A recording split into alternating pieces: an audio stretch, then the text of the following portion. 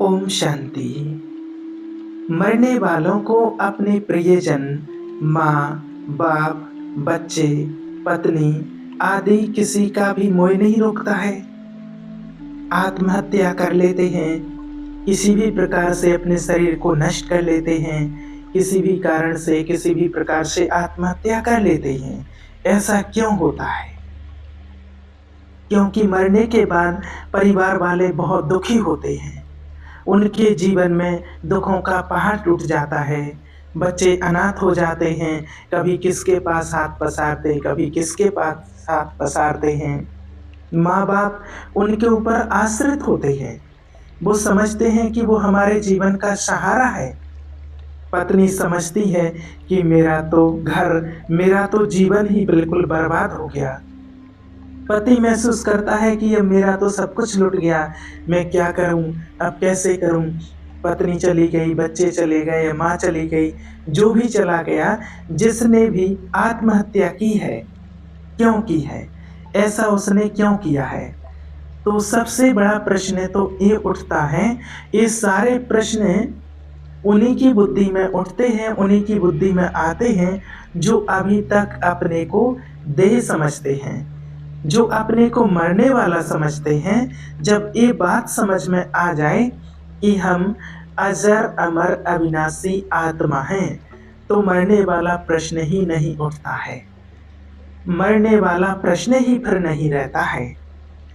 और ये समझ में आ जाए कि हर आत्मा में एक एक सेकंड का पार्ट रिकॉर्ड है। एक नैनो सेकंड में भी जो उसे कहना है वो आत्मा वही करेगी। उसके अंदर अपने पार्ट को चेंज करने की भी ताकत नहीं कि वो अपने पार्ट को चेंज करे। परमात्मा भी किसी के पार्ट को चेंज नहीं करता है। परंतु ये बात उस आत्मा को भी मालूम नहीं है। जब तक वो आत्मा इस शरीर में है, तब तक उस आत्मा को ये बात भी नहीं मालूम है कि मेरा पार्ट किस सेकंड क्या होने वाला है, अगले सेकंड क्या होने वाला है। उसे केवल वर्तमान तक का पता होता है। वर्तमान से अगले सेकंड में क्या होने वाला है ये उसे मालूम नहीं होता है। आज भी कोई भी व्यक्ति, कोई भी आत्मा है, कोई भी इंसान है, उसे भी अगले सेकंड का नहीं पता है कि अगले सेकंड मेरे साथ क्या होने वाला है। ये बात किसी को भी पता नहीं होती है कि अगले सेकंड आखिर क्या होने वाला है। जब कुछ हो जाता है तब उसको समझ में आता है, बाकी वर्तमान तक ही उसे रहता है कि क्या होना है, क्या नहीं होना। और जो वो कर रहा है उसके लिए वो हानिकारक है या किसी भी प्रकार से कोई दुर्घटना हो सकती है, ये किसी भी व्यक्ति को पता नहीं होता है कि मैं जो कर रहा हूँ इससे क्या होगा, या अगले पल कहीं से कोई दुर्घटना हो सकती है। किसी को भी एक पल का खबर, एक पल का पता नहीं होता है। अब कहीं से कोई बात आती है, चाहे दुर्घटना हो, एक्सीडेंट हो गया हो, या उसने आत्महत्या की हो, या उसको कोई बीमारी हो गई हो, ये नहीं मार सकते हैं किसी को। आत्महत्या करने वाला कोई जरूर नहीं कि वो मरे।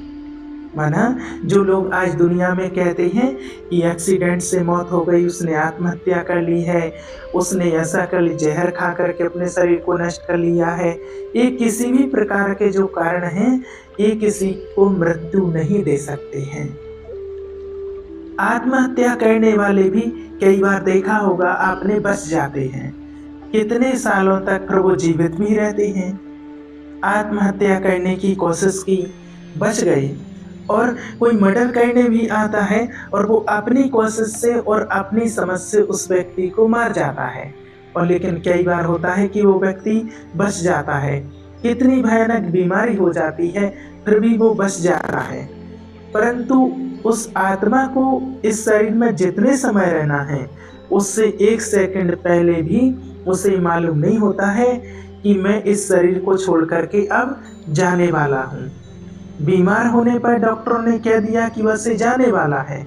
ऐसे भी कई केस सामने आए हैं।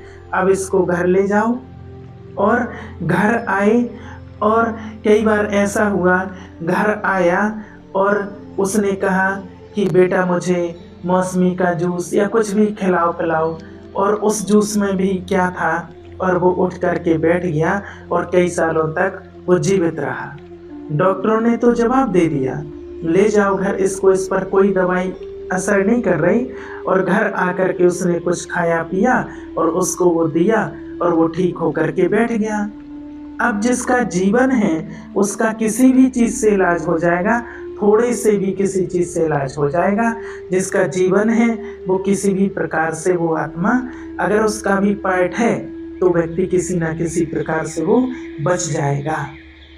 लेकिन जिसका जाने का समय आ गया है तो उसको फिर कोई भी दुनिया की ताकत उस आत्मा को रोक नहीं सकती है, कोई भी नहीं उसको रोक सकता है।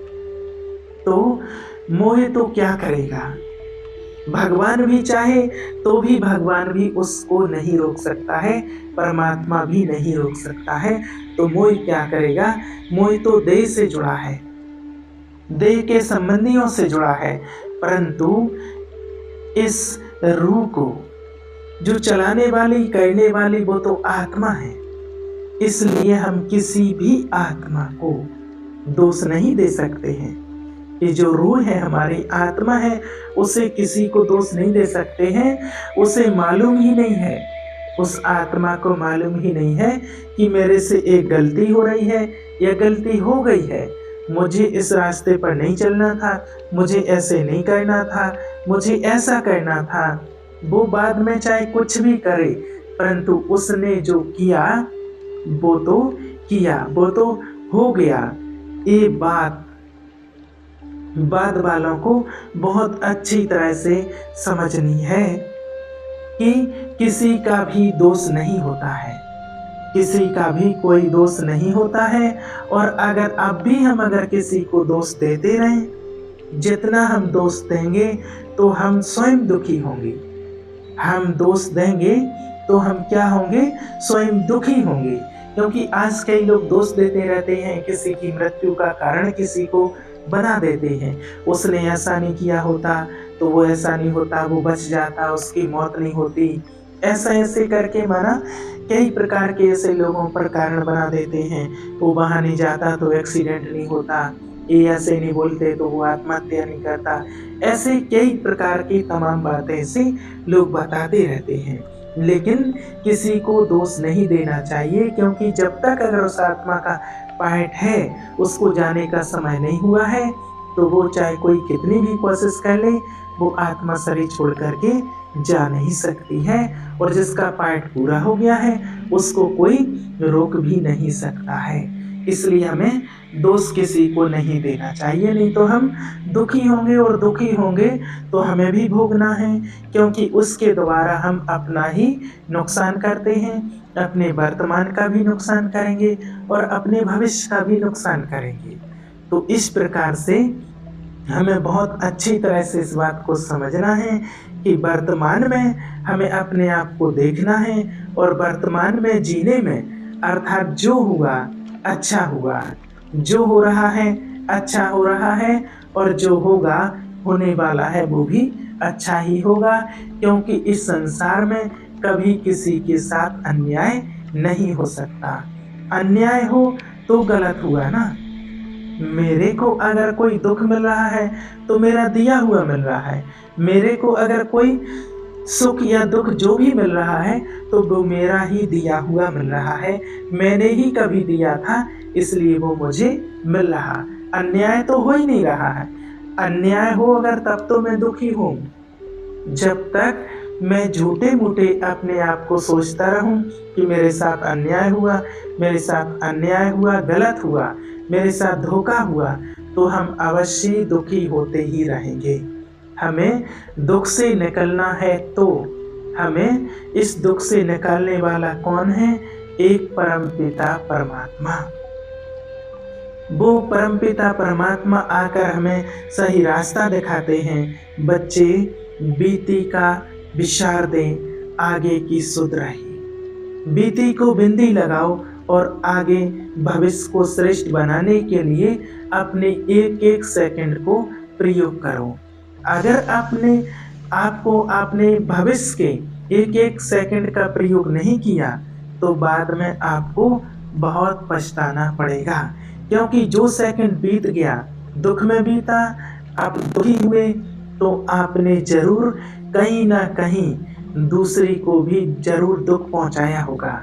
और दुखी हुए, दुःख दिया, दुखी दुःख देने के सिवाय सुख दे नहीं सकता है और दुःख दे करके अपने लिए आगे भविष्य में भी दुःख लेने का बीज बो दिया है। खुद ने बीज बो दिया है दुःख लेने का। इसलिए अब मुझे खुश रहना है, संतुष्ट रहना है। जो संतुष्ट होता है, जो सुखी होता है, वही सबको सुख दे सकता है, वही सबको सुख देता है और वही फिर भविष्य में सुख को प्राप्त करता है। इसलिए याद रखना है कि मुझे वही मिलना है। मेरे जीवन में अंधेरा आया है तो रोशनी भी कहीं न कहीं से ज़रूर आनी है। मैं उस रोशनी की तरफ देखूँ, रोशनी को लाने का चिंतन करूँ, अपने जीवन को खुशियों से भरने का चिंतन करूँ, बजाय इसके कि मैं चिंता में रहूँ। तो ये प्रश्न अपने मन से बिल्कुल निकल जाएगा और आप सहज सुखमय जीवन अपना जी सकेंगे। क्योंकि जो आत्मा चली गई, वो आत्मा जो शरीर छोड़ कर के गई है, वो उसका जहाँ पार्ट था वो वहाँ गई है, वहाँ अपना पार्ट बजा रही है, वहाँ एंजॉय कर रही है, अच्छे से है। अब वो एंजॉय कर रही है और मैं दुखी हूँ, तो ये मेरा अपना पार्ट है, ना कि उसका कोई पार्ट है। ये प्रश्न उठना दुखी होने वाले व्यक्ति का है और अब इस दुख से निकलने के लिए परमात्मा डायरेक्शन पर चलो, परमात्मा पढ़ाई पढ़ो, ईश्वरीय डायरेक्शन पर चलो और अपने जीवन को सुखमय और शांतिमय और आनंदमय बनाओ। अच्छा, ओम शांति।